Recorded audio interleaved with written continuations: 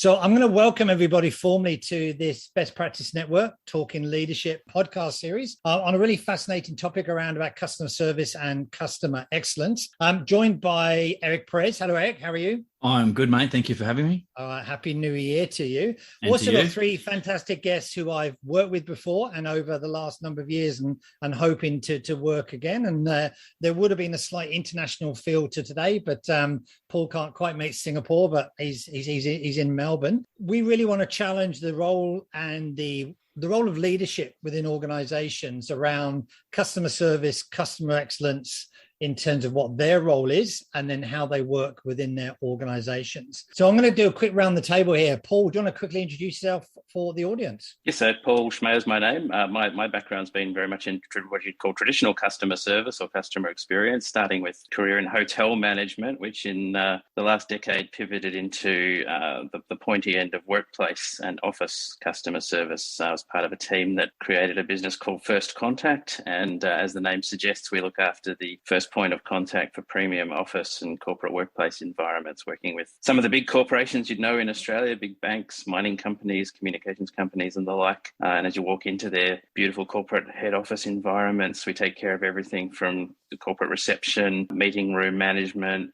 all those VIP customer touch points that are becoming more and more important in the workplace. So definitely interested in talking about the way we take care of employees and put them in those front-facing customer service environments. Yep, and thank you, Paul. I know you've worked across a number of well-known international brands as well as some regional brands, which is where we ended up in Warrnambool, in Victoria.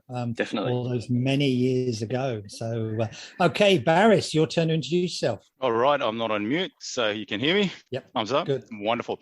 So Baris Ozturk.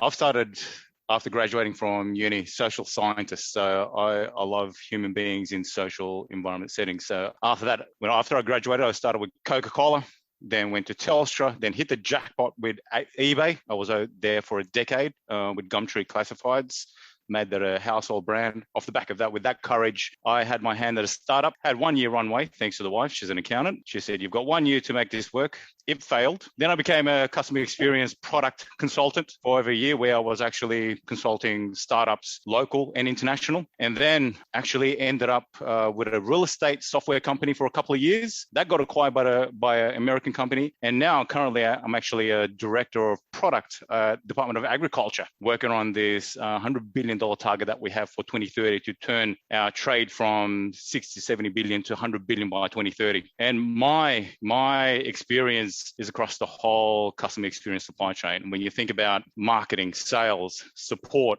product, customer research, I've done it all. Excellent, Baris. And I remember us meeting that first time. I was in Sydney doing that net promoter score, and I think that's where we hit it off and had that great understanding that we love this topic and have continued to work together since then. And last but not least, Adam with a fantastic company up here on the Sunshine Coast called Grease Boss. And I'll let Adam explain. What is your role there, Adam? Yeah, g'day. Thanks, Kevin. Look, Adam Moore's my name, and I am the Customer Success Manager for Grease Boss, which is a relatively new startup that's kicking off on the Sunshine Coast. A little bit of a hopefully success story in the not too distant future. Very, very positive signs, as Kevin's been sort of privy to. Some of the progression paths that we're on are pretty aggressive. And, you know, basically I've worked in the trenches over the years from, I guess, a little bit of both of your backgrounds, guys, that you've introduced there, from a bit of hospitality in my origin days right through to business in corporate mining and that kind of arena as well in other organisations. Grease Boss is pretty new, and I've been with this operation now for about 7 months. So we're starting to really sort of, I guess you could say, dip our toe in the water, but it's getting real now. And so I'm glad to meet both of you guys on this call, because I'll probably give you a ring later on. Yeah, the interesting thing there is we know the guys in Grease Boss on the Sunshine Coast, so a real startup going places and is really going through that growth journey. All those initial challenges of being able to deliver and provide the service as well. And having known the team, there's a real passion about getting this right. So Eric, quick question for you. Just so across your leadership talks, has any of your leaders talked about customer service and customer excellence being a priority? And while you're just answering that, for the three guys, what I'd like you to do is think about, how would you define customer service, customer excellence in three to five bullet points for us. So, Eric, has this topic come across as being part of a leadership priority before? No, it hasn't. But I think just from the introductions there, I can see if leadership goes wrong and not understanding what these things mean for a business, it could go pear-shaped fairly quickly. Typically, my discussions are around employees and how they relate to the leader, but not necessarily the functions that we're talking about today. So we're breaking some new ground here. And I'm an inquisitive fellow, so I've probably got a couple of questions for the gentleman on the call here. But no, it hasn't come up a lot. And I guess one of the things that can blur how these things fit together is what's happening in the environment. And I would suggest to all of us here today that maybe the biggest elephant in the room is impact of COVID on delivering customer experience and customer service, because we've had to rethink what that necessarily means. I'm not saying it's changed it forever, but I'm sure there's been some big hits in the face that you guys have taken to rethink potentially what the customer service experience actually means. So from a leadership perspective, this gets very interesting. So I'm looking forward to the chat, gents. Oh, great. Thank you, Eric. So Paul, in a brief, I know it's a big topic for each of you. What does customer success or customer excellence, service excellence look like in terms of in your viewpoint? So Kevin, in the context of first contact and the positioning of where our teams are, we talk about the first 60 seconds. And the fact that you'll make up your mind about the quality of a business or its service in the first 60 seconds of walking in the door. So where our people are positioned, it's questions like, were they anticipating you? Were you expected? Did they meet and exceed your expectations? I think you can tell straight away when could be talking about whether you're walking into a retail environment, a hotel, a food and beverage establishment, or an office environment. Does the person you're dealing with at that first point of contact, do they care? Do they care about you as a customer? Do they understand your expectations, and do they care about meeting and exceeding those expectations? So there's a whole process and science behind making sure we have the right people, making sure we've set those people up to succeed. But it starts fundamentally with, do they care? So for us, the answer to the question is it's the first 60 seconds. Yeah, no, that's a great one. And we're going to explore a little bit more, Paul, with first contact and the whole recruitment, where you've recruited from, because I think that delivers that as well. So thanks, Paul. Baris, how would you summarize it? Look, unfortunately, customer service is seen as a dumping ground for majority of companies. It's an afterthought, and usually it's classified as a cost. Expense, exactly. I've been there, done that, running so many departments, and being across the whole supply chain of customer experience. You've mentioned it, Kev, NPS. When I keep going back to NPS because it keeps it human, and it goes back to what you just said there, the empathy about caring. NPS is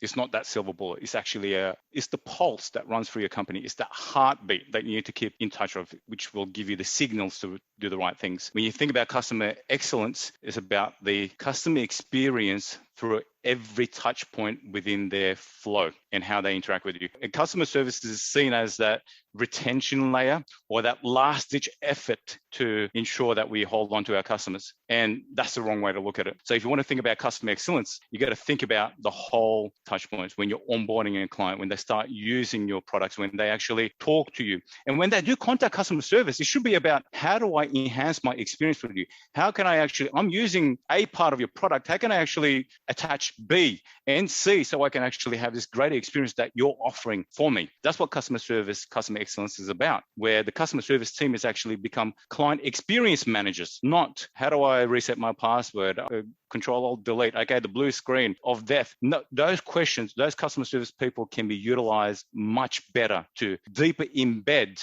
and retain your customers. So customer excellence is actually the whole gamut of all these departments that we actually silo into an organization, where they need to actually start thinking as one. And that's where the NPS actually really comes into play. You have this magic number that says the heartbeat is actually skipping around here. So it's actually all our responsibility, not just the customer service people. Thank you, Baris. I think you've already opened up some real insights there. And just to be clear, when we talk about NPS, we talk about Net Promoter Score. Yes. And in a real summary, it's about, when you walk out of that door and someone says, should I go and use that company? Should I go buy product? Should I go there and eat? It's what your reaction is. And you're either going to go say, yep, go for it, or you're going to go, no. And it's those reactions and those impulses which you're looking to really collect. And I love the whole customer excellence, customer service. And that customer service, I can see it with that last chance. I phone customer service is my last chance to try and recover something, and is it really seen as a value add? So I think we're back to what we were saying there with Paul. So Adam, what's if you want to just give your summary? Well, look, I think I agree with a lot of the points the guys have already raised. So it's parallel, and it's in our case, it's a little bit more all in one bucket for me anyway, because we're such a small startup operation. I guess you could say we're everything from the janitor to the director almost in each of us in the business. And that means that we've got a collective kind of definition of these things. So to answer your question, I think what it looks like to us the most, customer success is really about interaction and making sure that we've got a symbiotic two-way interaction with our customers. And literally, it's as good for us as it is for them. So that ties into some of the things the guys are saying. It's it's very much about a net promoter score type scenario. I agree completely with that. And I like to sort of think of it, particularly from our smaller perspective in terms of just one industry or one specific aspect of industry. We want to be their first call, right? So we want to generate a situation where we are the ones that they will come to seek information, and they know that they'll have a good experience and relationship with our business and our company. So the idea is to want to become their first point of reference. And as I think it was Baris said, that, you want to build the upsell and segues to, it's much easier to sell something to an existing customer if they already have faith in you because you're already offering fantastic service A, B, let's add C, D, E, F, and G.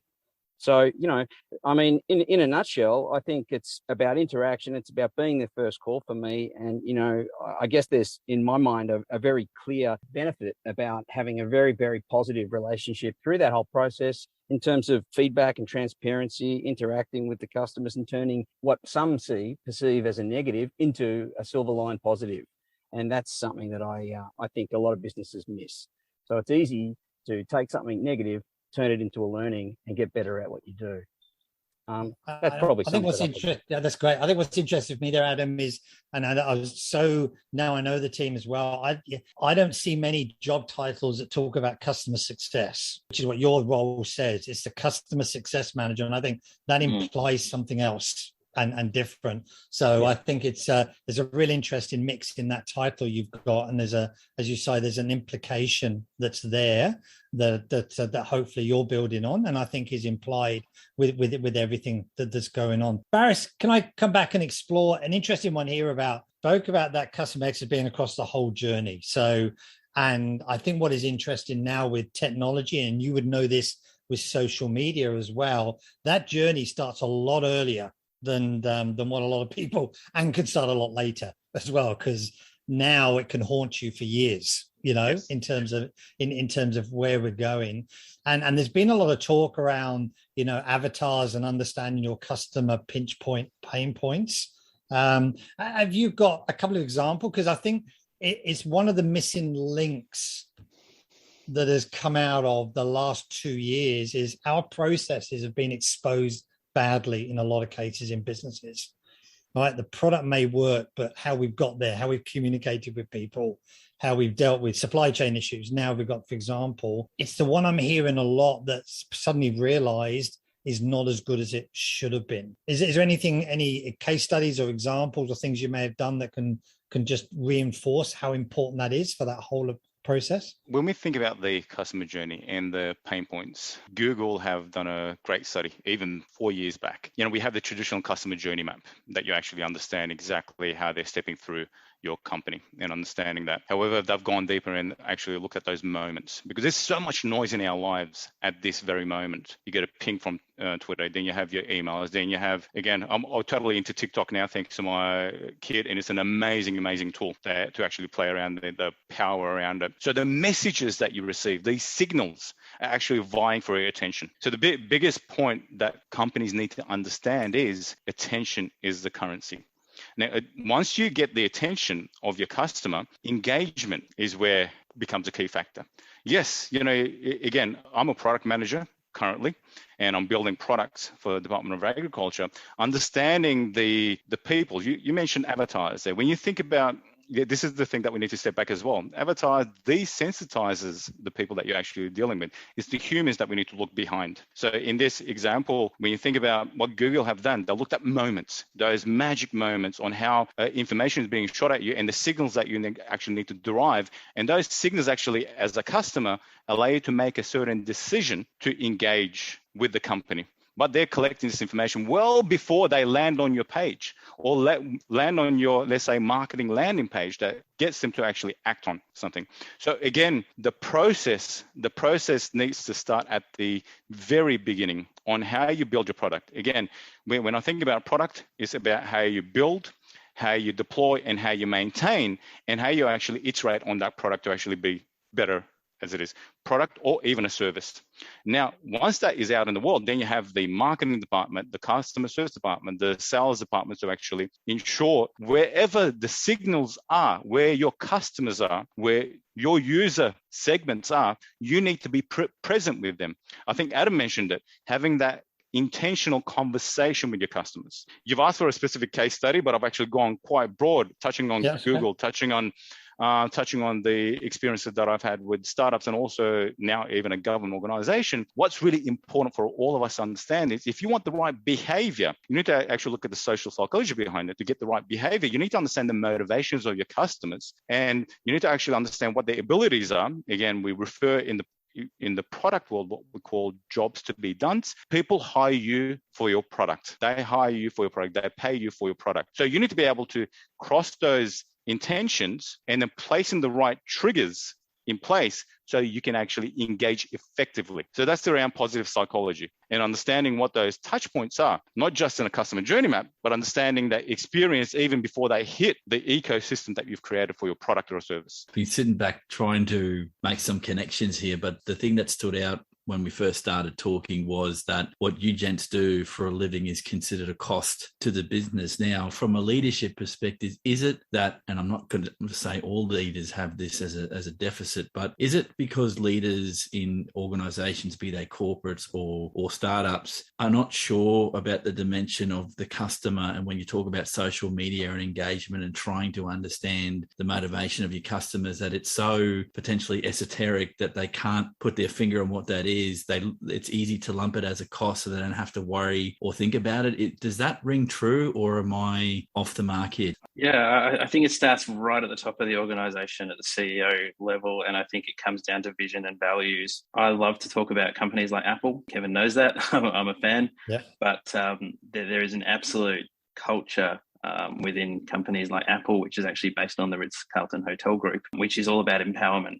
So if you walk into an Apple store with a problem with your device, a couple of quick questions, a couple of quick checks and balances, chances are you'll walk out of that store with a brand new device. And now, absolutely, there's a cost to that, 100%. But they've done the maths. They've worked out the lifetime value of a customer. They don't want you to go to Samsung. They don't want you to go to a competitor. So they've worked out that the cost of you walking out of the store with a brand new iPhone is insignificant against the cost of losing you as a lifetime customer. So that decision can only come from the top, that kind of culture. And the key word is empowerment. The staff on the floor in those stores are empowered. They have one job, and that is to make sure that you walk out of that store a happy customer.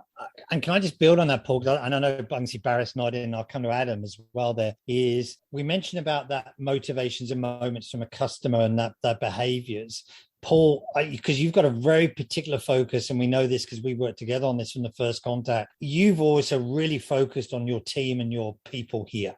So because to deliver that, you just can't tell them, you just can't put in. There has to be something within there. So around first contact, with fairly briefly, what was your whole strategy around the people that were within your business? So I've come up with something that I haven't shared with a lot of people, but I almost called the 4 E's, which is it's engage, excite, equip, and empower. So we start with engaging the right people. If you're not starting with the right people, you've lost the war already. So this is about employing people who care about other people, whose basic natural instinct is they want to make someone else's day better. So that's where we start. So our recruitment and selection process is very much around behavior. It's very much around attitude. It's around who is this person sitting in front of me, and do they genuinely get a buzz out of helping other people? If we start with that, we can do anything. But then we've got to excite those people and get them unified behind a common goal. So in Apple, clearly the goal is It's all about enriching people's lives, but it's about that customer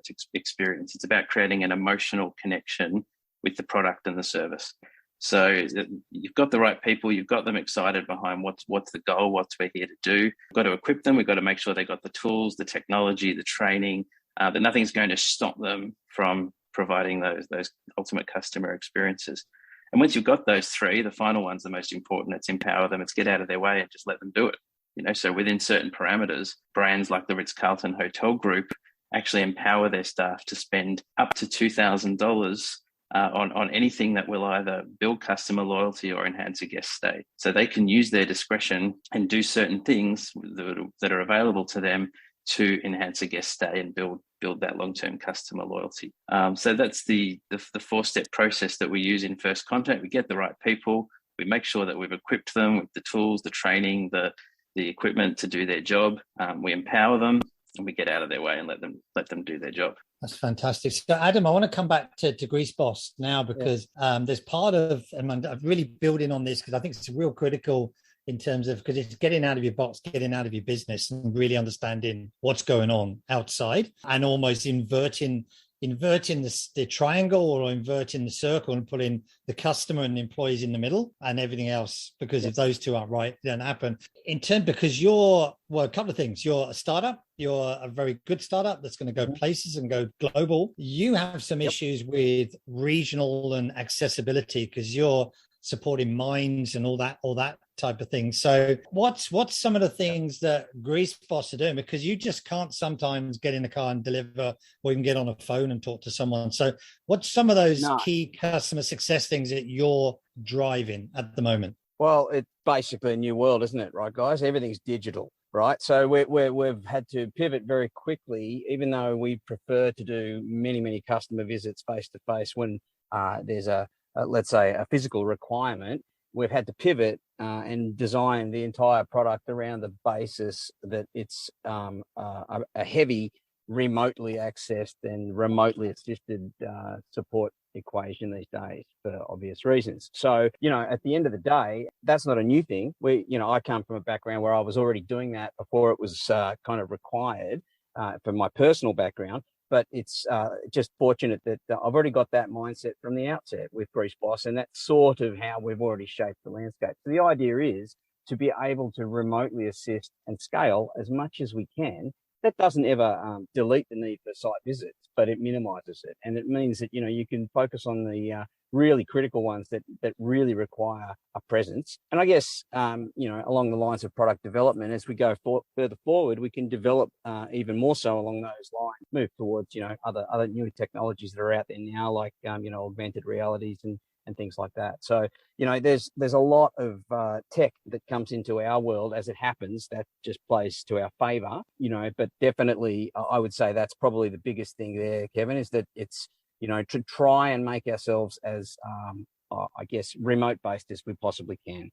Does that answer your question? Yeah, I think it does, because I think that's part of the thing, but I think it's also by doing that, it's easy then to revert to a system or model or software or everything else, but there's still that building those, as I think Baris used the words of moments, as experience of being able to respond to those. And a bit like Paul was saying, from that hotel experience is about that can be the difference between a lifelong customer and someone who's just making a decision on price, or just I've had to do it because I had no other choice. And I think this is where, from a leadership perspective, we've really got to understand what this customer success, customer excellence, customer service really is, because the fact that someone buys your product or service does not mean they love you to bits, and does not mean if they have a choice, they're going to come back to you. All right. They may just not have a choice, or they're coming through. And I think this is the bit that I'm picking up is, when I walk around and coffee shops or go into businesses straight away, and I love the 60 seconds, Paul. My last recent experience is 10 seconds. I'm getting a feel very quickly about stay, go, what have I got to do? Do I want to engage with them? And even with basic principles. So I think it's about, but it's just not that first 60 seconds. It's when I come back again, or when somebody else comes back again, are they getting that repeatability, which I think Baris, come back to, that's that whole of process journey, because I can have the best glossy brochure, best glossy website, but the first time I make that call or place an order, am I getting that same experience? I think that's going back to your whole of journey. But we are talking about then it's the ability of the people or the empowered people to then be able to deal with it. Yeah, I love what Paul said: engage, excite, equip, and empower. I use similar tools like that. I have people, I have process, and I have tools. So the tools enable the people, and people. When we say people, it's not just the customer service people; it's everyone that you equip with the right tools. But then you actually, as a leader, this is where you actually need to really provide the guidelines on this is the playing field. I see myself as a coach. That's what I do with my team, where I say, look, guys, this is the play. We're going out. This is the next 90 minutes. It's the first week sprint. This is what we're going to achieve. Let's go take over the world. You're all unstoppable. Be certain in your uncertainty and just tackle this opportunity head on. So understanding those moments and knowing that people are empowered to do exactly what they are, enabled by the tools that you provide as a leader and the gameplay, you just get out of their way. A really close to home example for me at the moment has been the way the different airlines have approached their response to COVID. And obviously the airline industry is absolutely one of the worst hit industries over the last 2 years. But there have been some absolute horror stories coming from many airlines, and particularly some of the Australian airlines, in terms of how they've got customers waiting 18 months for refunds, getting no answer to anything. My experience over the last 2 years in dealing with Singapore Airlines has been incredible. And I've had to move, cancel, change multiple flights to different places over the past 2 years. Granted, it does take a long time at the moment to get through to somebody at Singapore Airlines, but that probably can't be avoided. When you do get through to somebody, and I've had to make 3 calls in the last 2 weeks, it's simply a question of, no problem, I understand, when would you like to fly? No charge, let's deal with the problem in front of us and get this customer what they need. Now, 2 things have happened there. One is those staff in that call centre have been given permission. And that's where it comes back to the, what are they trying to achieve here? They've empowered their staff and given them permission to solve the customer's problem with whatever's in their disposal to do that. Not all airlines are maybe in a cash flow position to do that, but the other thing Singapore Airlines have done very cleverly is in terms of getting refunds, they've been offering, you can either get a cash or credit card refund, or you can take a flight credit. If you take the flight credit option, I think they're offering 20% bonus on top of the value of your ticket. So great, they can manage cash flow by giving people credits instead of refunds, and they're giving the customer an incentive to do that. But either way, the customer is getting a resolution and a quick resolution to all the flight changes and cancellations and things that are happening. But you've got polar opposites happening with different airlines, and people will judge those airlines, rightly or wrongly, on the way they're being treated right now. Yeah, and I think, Paul, it's that judgment they may be thinking about it now. They may not be able to make a decision now, but in a year's time or 2 years' time, whenever it's come around, I've had conversations with people straight up saying, I will never fly with XYZ airline again because of the way they've treated me over the last 12 months. Yeah. That's such an amazing example. We always say people remember how you made them feel. Forget about the rest. They won't remember what you said or what you've done. They'll remember how that made that feel. There was a quick example there. Again, we've been getting all our deliveries through, Woolies, Coles, and Harris Farms. And there was a couple of weeks where one of them stuffed it up. And then even my daughter, she's a high school student. The other day, yesterday, we were walking and she's like, she sees one of those trucks and she's like, you guys are never going to use that, are you?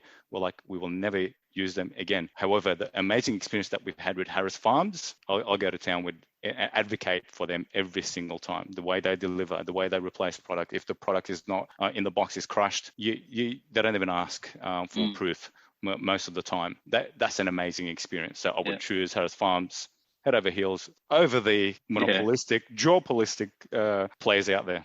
I was just going to say that just speaks volumes to the cost center versus revenue center piece too. I mean, like you look at the pure value of what you just said, mate. I mean, at the end of the day, as a direct result of a positive experience, you're a customer for life. Tell me that's not a revenue center. Mm-hmm.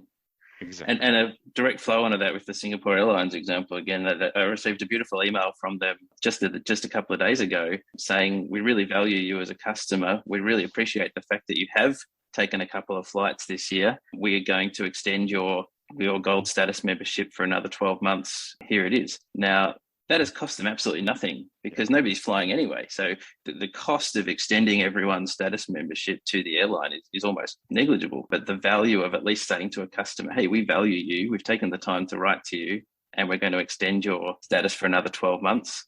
Brilliant piece of using what's available at your disposal that doesn't cost a lot of money to just check in with our customers and remind them that we appreciate them. If you've got a cost center mindset, we all know what that means. That's managing budgets. That's managing costs down. That's coming up with the reasons why you cannot or won't do, or making life difficult ultimately at the end of the day, which short term but longer term is a real impact. So I want to now explore the leadership bit, because when we talk about this, and I think this is what frustrates a lot of us sometimes, we just get it. So I'm not worried that, and even Eric gets it. So, about what we're doing here, we know why this is so important. And maybe it is a leadership thing, and I think it is a leadership thing, which is why this topic. So why do we think it's still not top of house, top of priority? Eric's done how many podcasts, Eric, you've done now? Just a little bit over 160 conversations, mate. Okay. 160 conversations with some very senior people and everything else. This topic isn't really coming up in terms of the customer engagement, lifetime customers, customer success. So what do we think isn't happening from a leadership perspective here? What are we missing? What potentially is the opportunity? So, Grease Boss is going to go and take over the world with all their sponsorships, and watch out for these guys. Paul's First Contact is going to really take over Singapore and everything else, and Baris's product for the government is going to go make 100 billion and everything else. So what's going to be the difference? What's the leadership things that we're missing out on here? It's early days for our organization. So we're in a fortunate position where we can benefit from, decades of leadership learnings, and the team that we're building are savvy enough to value the topics that we're discussing today. So I would put that, very much in our favor and our path to success, hopefully, because we're receptive to these ideas. We don't have the preconceived notions. We don't have the history. And we've got some, young energy in the business that's prepared to embrace these mindsets from the outset. Now, I think somebody commented on it before, that the whole process starts from the top. So if you see and are led by example from the leadership team, and they're practicing what they preach around customer comes first, customer success, and there's a reasoning behind it, I believe that we can sort of foster that nature from the outset for our organization. As I say, we're fortunate. Some of the guys on the call here are dealing with much bigger organizations and probably a little bit more history in terms of people's mindsets in the business. I was going to say, Kev, I think it's a bit like government. Are you going to take a short-term view or a long-term view in terms of costs? And realistically, most businesses in most sectors have taken a significant hit in revenue and profitability, unless you're Netflix, over the last couple of years. So naturally, everyone's looking at costs, and they should be. But I always ask the question from a leadership perspective. Yes, we have to look at the cost of doing something, but we also have to look at the cost of not doing it. Yeah. So if we're not investing in our product or our service or our employees, what's it going to cost us in the long term? Is this going to cost us customers? Is this going to increase staff turnover, which is going to create long-term flow-on costs? So there's the short-term view, what is the cost of doing this? And there's the long-term view, what's the cost of not doing it? Yep. No, I totally agree there. And it's some really interesting insights. And Baris, is there anything you want to share? And I just want to chuck something else in as part of this. So any thoughts just there, Baris? Hell yeah. This one's close to my heart because, again, I've been through the whole gamut, startups, mid-sized, large organization, now even the government, the enterprise level complexity that comes in. I guess again, I've struggled with this in the past and I've come to peace with it, and I've actually found the great formula that works. And, when you think about customer, you have many stakeholders. You have your customers, you have your shareholders, and you have the internal stakeholders, your colleagues across the departments, as well as your employees. Now, finding that harmony between that is the gameplay, which is brilliant. Now, when you think about that, you're trying to find that harmony. It takes a while, and I've struggled with it. The learning that I got from that was, as a leader, I need to put my ego aside. And that's the first thing that I've done. Why weren't people seeing what I absolutely know to be the truth, that customers are the real bosses who will fire you or who will keep you alive? This is where the great companies survive. And many leaders weren't getting that. And then understanding that, then, I switched up my game to actually harmonize myself with all these different touch points within an organization to say, okay, we need to put our egos aside. What are we trying to achieve at the end of the day? And really know your why. You can go into my LinkedIn, you'll see I start with my why. You need to broadcast this to the world. You need to broadcast it every time you actually get into a meeting, get into any kind of engagement. So people understand exactly where you stand. Because when it comes to the crunch, when you're having those difficult conversations, you can always rely on your why. The rest of the audience who's having that conversation with you, they know exactly where you're coming from. You put your ego aside, you fight for the customer at every single turn by finding what is best for the customer, but at the same time, shareholders, at the same time, stakeholders. Sales teams are renowned for this. Sales teams want everything 2 weeks ago. So how do you ensure that you actually ensure that you empathize with exactly what they're trying to say, but that always, with being customer led, having that empty seat next to you saying, this is John who is sitting next to me, is actually keeping everyone accountable. And at the end of the day, we need to ensure that the decision that we make is weighing heavily on our customers' side, as well as pieces of the pie you can actually carve out for yourself. It's all about ego. It's all about knowing your purpose individually as a leader and communicating that over and over again, and actually having that conviction to fight for the customer at every turn. Eric, how does that sit there in terms of some great points, Baris, and the team of Paul and Nanda? Where does that sit in to reflect back on to the why, this vision, leaving those egos? There's a whole born or bred type discussion that comes in here, which we'll have another day again. But there's some interesting points Paul, Adam, and Baris have just raised there about leadership. So where does that sit? I've been mud mapping this out as you guys were speaking, and I'm just doing some thinking out loud here. So often in the podcast that I do and the stuff we've done with the network, it's about looking at what are the leader capabilities that are going to push you forward, whatever they look like. And so things that have come up like being authentic, emotional intelligence, foresight, strategic thinking, all very core attributes of effective leaders in different settings. And I guess what I think it was Paul, you brought up cost of action versus the cost of inaction when it comes to elements of your business, including dealing with what I would assume in these conversations is the customer, which is your key strategic stakeholder if you're looking external to the business. Now, when you talk about leader capabilities, often the discussion, and it's about the longevity of the organization and the people that work in the organization, not necessarily the customer element.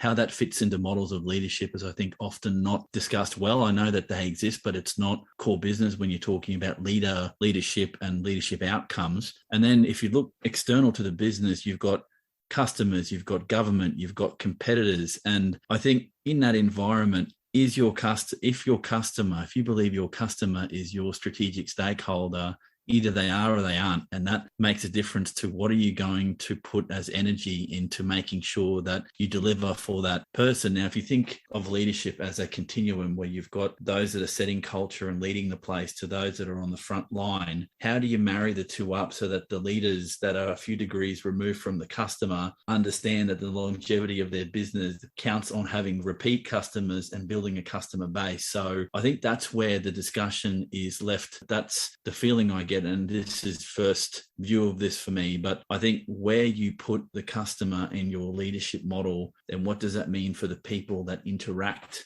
with those customers is very important. Because Adam made a good point there that if you're a small startup and you're a very small organization, being customer focused and in the face of your customers is a necessity because you don't have layers of organization to do that. And it's something you don't have to worry about. I think as the businesses grow, the benefit of having people to do that is you can outsource that skill because you buy those skills in like any good entrepreneur will do if they don't have the skills themselves, but that doesn't mean it's going to get done well. And so this is a very nuanced conversation, and I don't have an answer here other than I think the thinking on this still needs to be expanded from what I can see initial discussions. Yeah, no, thank you, Eric. And I think it's as part of the series that we've done together. It's been interesting how some of these the resonates, and I remember the Baris video on the why, and we've always, Simon and Mr. Seneca's come up a number of times, and it is still a bit of a gap, in terms of, but even when you listen to some of the businesses, you say you just still don't quite get it. I've come up with a statement, but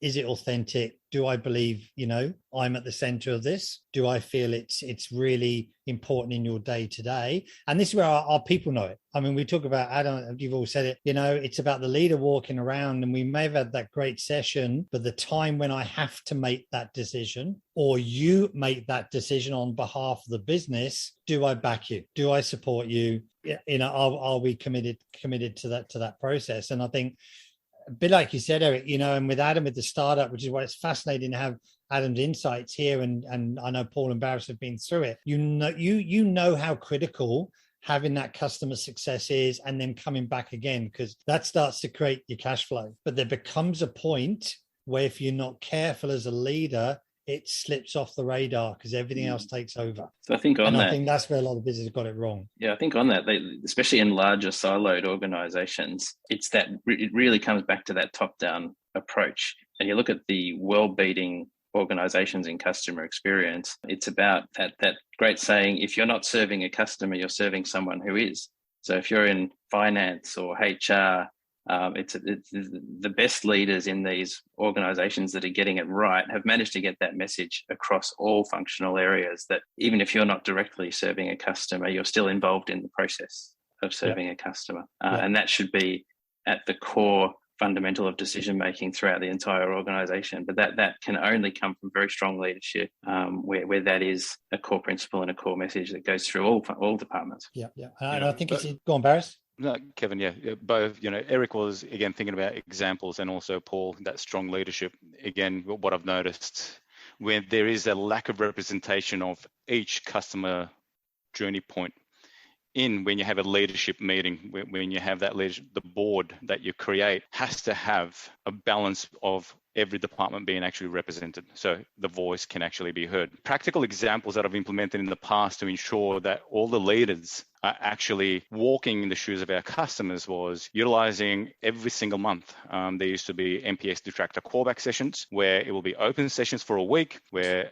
anyone can drop in, especially the leaders, and then they'll be able to listen point blank to a customer's complaint, where actually they're complaining about a certain issue with the product and service. The other point is ensuring that the customer service people who are the closest to our customers are actually included in the product and service development cycles. What that means that they grab the feedback, they categorize it, they actually prioritize depending on the volume of it, and then bring it to the product and technology people saying, these are the gaps and these are what our customers are actually screaming about. So we feed that back into the product lifecycle. So it becomes a flywheel of feedback received, feedback synthesized, feedback delivered to the product people to actually fix it at the beginning of the funnel to ensure that we can actually improve the experience as we're going. So representation at the board, at the leadership level, has to have everyone's voice, every department's voice there. And those leaders have to be courageous enough with the data points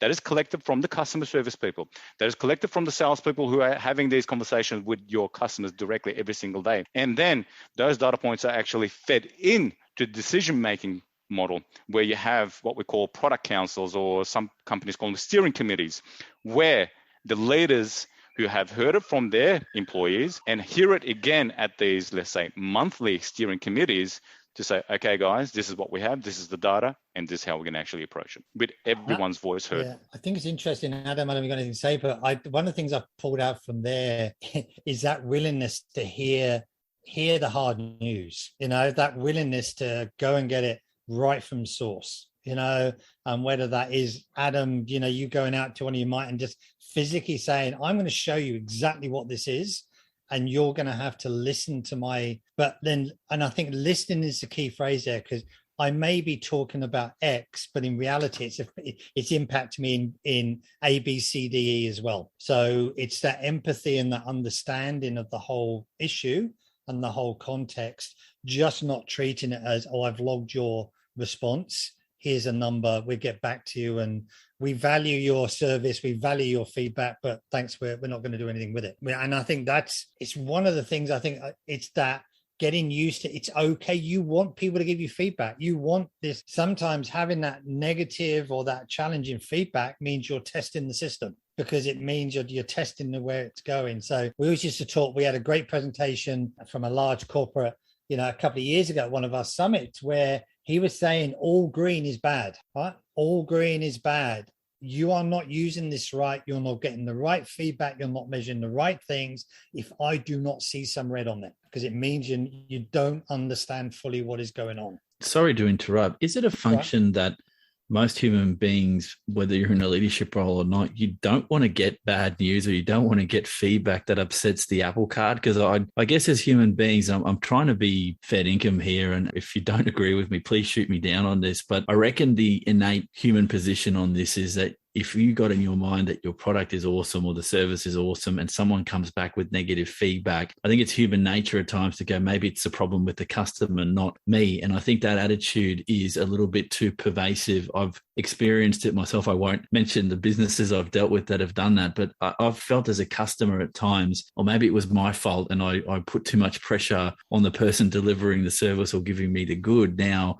I'm not saying this happens everywhere, but I guess how you receive and interpret feedback and then act on it is a real big issue. And I would say it doesn't matter whether you're a leader or not. It's a skill that needs to be built. And that I think the best leaders I've met and the best customer service people I've met thrive on not so much positive feedback, because they can see where the gaps are and helps them to get a better outcome the next time. It's like when leaders make a mistake, if you learn from that mistake, you're going to only get better over time, not get worse. Some of the most loyalty-inducing customer experiences come out of situations where things haven't gone right, or a product hasn't worked, or a customer's not getting what they want, because it's all about the response to that. And when the response is well handled and results in a good recovery or an exceptional situation where we can turn that around and give the customer what they want by listening to them and empathizing. And that's where, coming back to that Apple example, they've understood that, and they've invested heavily in a strong and positive response, because they're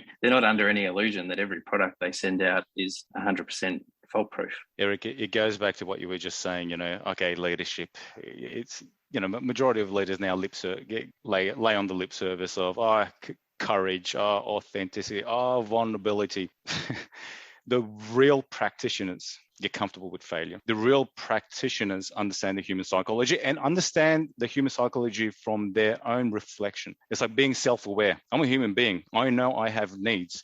And when you think about psychology, and that's why I love social psychology labels stuff, how a social psychology sees how you operate in your environment. We have emotional, we have functional, and social needs as human beings. So these are the intents that we need to actually cross with the messages that are being bombarded. As a leader, you need to make decisions every single time.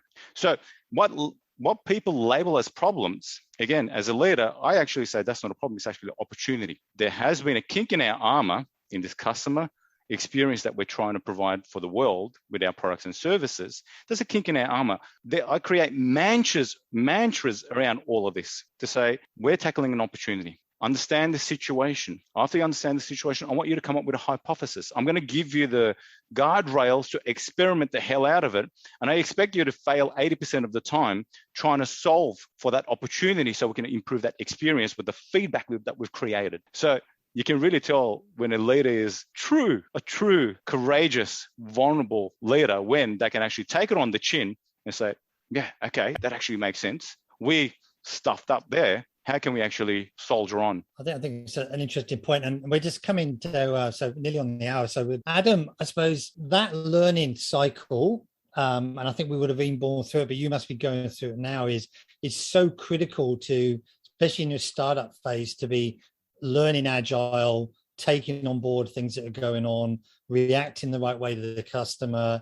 And that whole being honest and authentic is what gets you through this next stage of growing the business. So what's some of the key things that you've learned in terms of how you get that learning cycle going? I was just going to say that, it's really good to hear like-minded individuals on the call. It's been fantastic to hear that these guys are thinking along the same lines as I'm thinking already. To answer your question, the benefit for us at Grease Boss is again the agility to move quickly, and yes, to hear the feedback, good, bad, or ugly. And trust me, when you're dealing with the mining industry, they don't hold back. If it's bad, you'll know, right? So when we hear our negative feedback, I take that as a gold nugget, right? We turn that into the next iteration of product development rapidly, because at the end of the day, we want the customer to get what they want, but more selfishly, we want to spin that into a golden web and make it bigger, better, and stronger for everyone. So we are quite comfortable with licking our wounds, getting it wrong a lot of times, so that ultimately we get it righter. Does that make sense?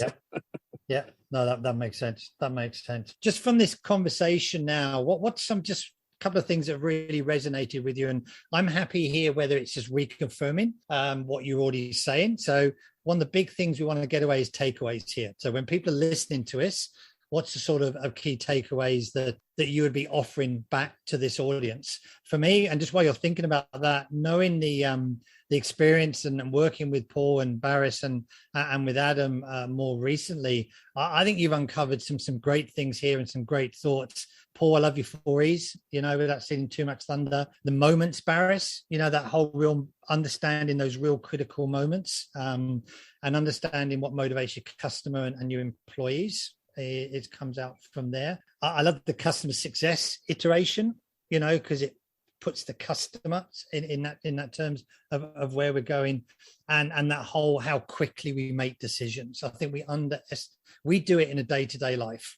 We go somewhere, visit somewhere, we seem to not think that when we go into a business. So some great takeaways for me there, just to summarize. But Baris, no, I've got to Paul. Paul first. What would be your key takeaways? So I think in the context of it being the beginning of 2022, I don't think we can say we're coming out of COVID, but we're definitely on a path to living with it.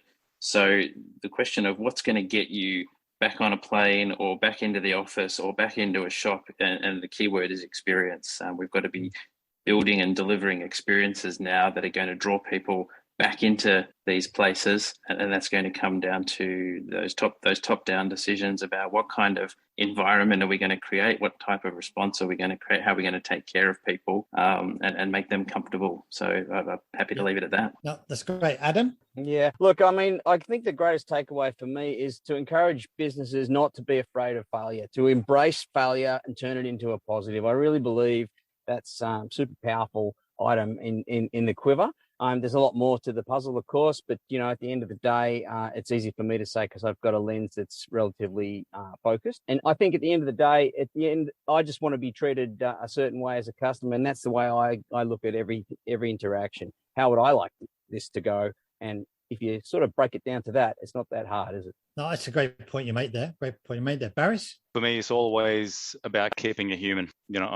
I'm nothing if I'm not supported by my people, and then going above and beyond to ensure that they can actually make their own mark. Also believing that they actually belong, because people who belong, they actually thrive. As long as you can actually really say, right, the North Star is X, this is the way we're going to head towards that. It's just keep it human. The human psychology is simple. Understand what those intents are and just have that relationship. Yep. A great point, Baris. Eric? Yeah, thanks, Kevin. For me, based on the topic today, I guess COVID has been a teacher of sorts as to how people in business deal with ambiguity, and that ambiguity also stretches to what will customers expect different from you in terms of service and how you engage with them. So going back to something Paul said, I think it's important that we empower people to do things, but it's also important for businesses to pivot on what they thought customer relations and interactions were and what that looks like into the future when you're dealing with something like a pandemic. But it doesn't necessarily have to be a pandemic, because business conditions can change on the drop of a dime. And so how quickly can we pivot, and how do we make sure that we don't lose the human element? Because without our customers, we don't have businesses. Don't assume people want your product, because if you treat them like crap, they're not going to come back to you. And word of mouth is a killer. And I think just to end things for me, the